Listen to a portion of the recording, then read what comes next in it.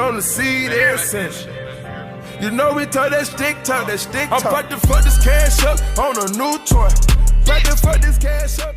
YouTube, what's going on, guys? It's your boy Mark the Vapor, and today we are back with another vape vlog video. It's been a couple days since I made a video, guys, but I do want to say, sorry, but it's kind of like really hard to, if you guys don't know, I do run 2 channels, and it's kind of hard to just keep posting a ton and keep both channels daily uploads. So I've been working really hard on my other channel and doing content on there, but and obviously with August 8th passing and different stuff like that, it's gonna be a lot harder. So just keep that in mind, guys, but I still will be posting content over here for you vapors, just like me. I do want to do some quick updates on this Tesla 80 watts. I know normally what I do is first impressions, and then for mods a month later I do full reviews, but recently I've been kind of enjoying doing these like 2-week updates in between, just kind of briefly talking about it. So that's what we're gonna do for this bad boy. I've had it for maybe close to a week now, maybe a little bit more. And then I also want to do first impressions on this Industructable RDA. It's not going to be out of the box. I got this the same day I got the Tesla. However, I used it for a little bit, and we're going to do first impressions on this thing now from Wismec. So hopefully you guys enjoy this kind of vape vlog video. It's going to be a really chill video, just kind of sit back, talk, so you can go grab your vapes, grab your drinks, grab some juice, and just chill out.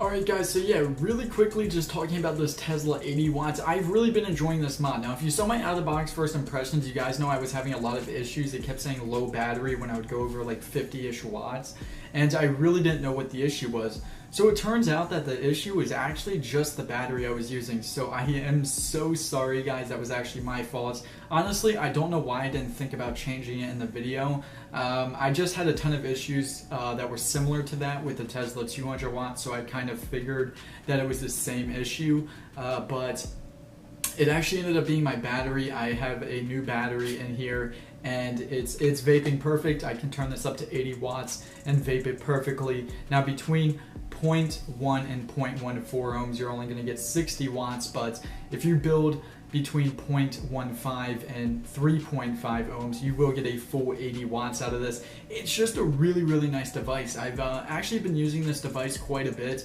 and taking it out with me and different things like that, and I love it because of its size. It's a super small mod. It might not be the most power, yeah, it's 80 watts, and depending on what type of vapor you are, that could be a shit ton of power, that could be not enough. 80 watts in my books is quite a bit of power. I mean, I do have, 200, 250 watt devices. However, I never run them over like 100 watts at all. 80 watts is actually kind of my sweet spot. So this is a really good device for me. I do like having a little bit extra breathing room, so because, normally I run at 80 watts, but it's nice to have a little more power if I want it. So with this device, I don't get that. However, this is a really good device for you beginners out there, because 80 watts is going to be able to do quite a bit. It reminds me a lot of like the Kangaroo Sub Box or the K-Box Mini. I reviewed that product a while ago. It kind of reminds me a lot like that. Just a lot more powerful, and it's just really nice. It's a compact size. It's also really good for vapors like me out there who have been vaping for a while. I mean, you can throw an RDA on here and get a pretty good vape out of it. I got a 0.43 ohm build sitting on here, and it's vaping pretty well at 50 watts, and I'm not even at 80. But I'm getting a really good vape out of it. The battery lasts quite a while. It is a single 18650, and it works really, really well. Those magnets hold in pretty nice. This is really good for a beginner in the sense that it has a micro USB to charge, so you don't need an external charger. You can charge straight through the device, which is also really nice. I love Tesla's screens, and this has a beautiful screen. I just love Tesla and their screens. They look super, super nice. I don't know what it is. I think it's just the font. It's really bold and in your face. It just looks absolutely beautiful. It's also really nice in the fact that this little bad boy not only has 80 watts, but it also has temperature control, and it has mech mode.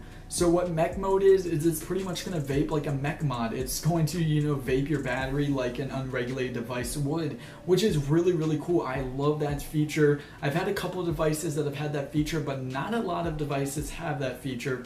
And it's something I really enjoy. If you want to get, a unregulated vaping experience, you can do that, but with a click of a button, you can also vape and regulate it off the same device. So it's just a really, really nice feature. And I enjoy that. So that's why I think this is really good for a beginner, because you can screw around with your wattage and you have a wide range of power. I mean, I don't think a beginner is going to vape 80 watts his first time or her first time. So, you can kind of, advance with this mod. You can start with a, sub tank that has maybe a above sub ohm coil in it, maybe a 1 ohm coil, and then you can get into your sub ohms. And you can turn the power up a little bit. You can throw some RDAs on here and get into rebuildables. If you're thinking about getting into unregulated devices and making that leap, you can, try it out on here with the same device. You can, see if you like unregulated with the same device. And you have your temperature control. So in my opinion, this is just a really wonderful device, and it's portable. So I just think it works for a lot of people. I think this can be, good for a wide range of people, not just a beginner, but, someone who wants a portable device with quite a bit of power, temperature control, all different types of stuff. If you vape a mech mod, then you're probably going to enjoy this, little small different type of style device. If you, like mech mods, but maybe you don't like that whole tube type of device type of thing, then you can get something like this that looks kind of stylish, comes in a bunch of different colors. You also get 2 different plates. So you get this one, and then if I can open this box up right here, you also get this type of plate. So you get 2 different doors to choose from, battery doors. You get one that looks like this. It kind of has these indents in here. And then you just get this solid, flat, plain, smooth one. So you can just interchange these depending on what type of style you like. This has a little more grippy texture type of feel to it.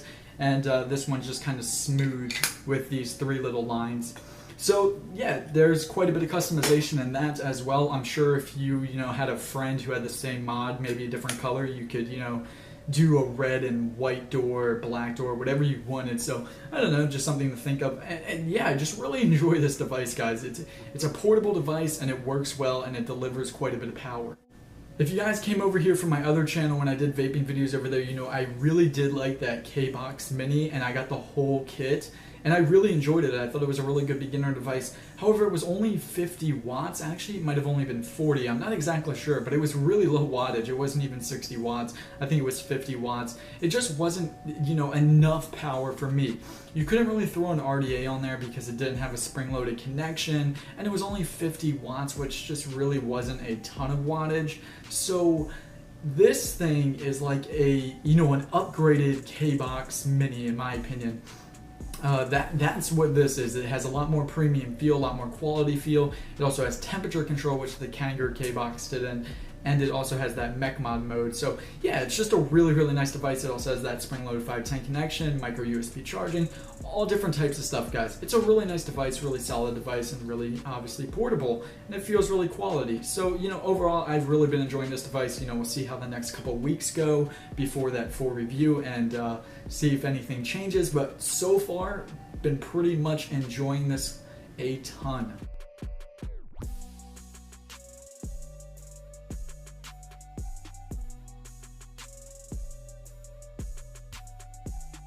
So the next thing we're going to take a look at is the Industructable RDA from Wismec, and this thing is pretty nice, guys. It's pretty unique in itself. It's been a really nice RDA. There's a couple cons I have with it, but we're going to get all into that. I'm not going to go super in depth. Obviously, there will be a full review in about a week or two, but so far it's been pretty enjoyable, and I'm going to tell you a little bit about it, what I like, what I don't like off the bat. But overall, it's a really nice RDA, so I definitely would recommend this. But I'm just going to point out some cons that you can decide for yourself whether you like or not, and also some good things that I like about it.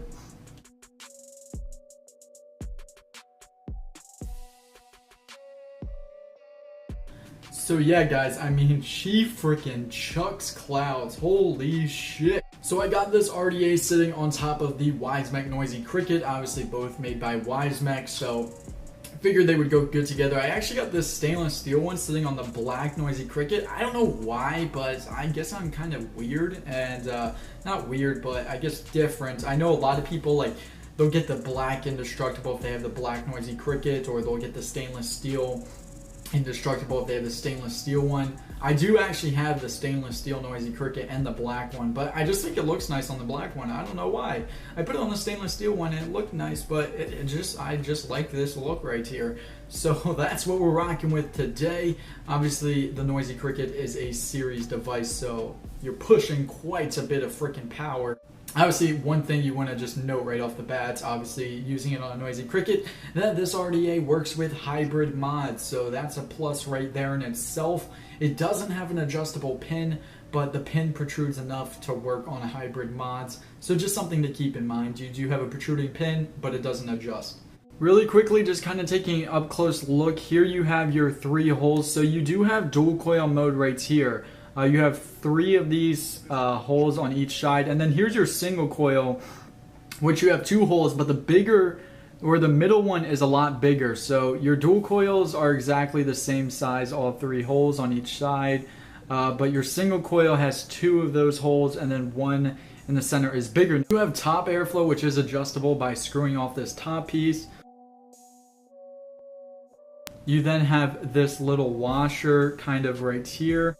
And what this does is if you turn it, you can open up this airflow. So if we take the washer off, you have 2 sets of 4 holes on the top.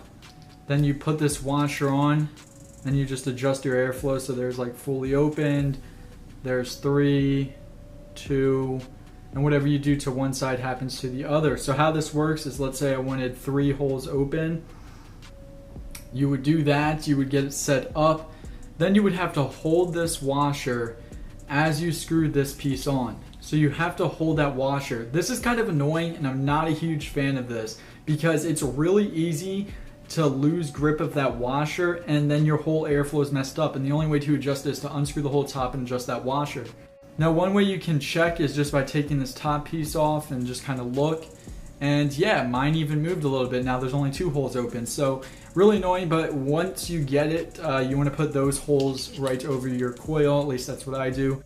So yeah, guys, I mean, overall, it's a really, really nice RDA. Just some cons is that you can't adjust the side airflow, and to adjust the top airflow is kind of annoying. You have to unscrew all that. The deck's really unique on here. I'll probably throw up a picture. It's got a really nice deck. You can pretty much throw any build in here that you want. I don't see a build that this cannot handle.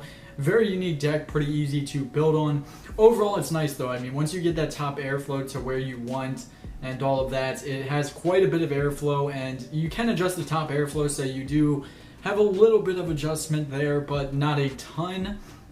So I would recommend this to someone who likes quite a bit of airflow. And yeah, then it's really, really nice. So, I mean, that's just the Industructable RDA. I really enjoy it. It works well. Can do some crazy builds, and I just love it.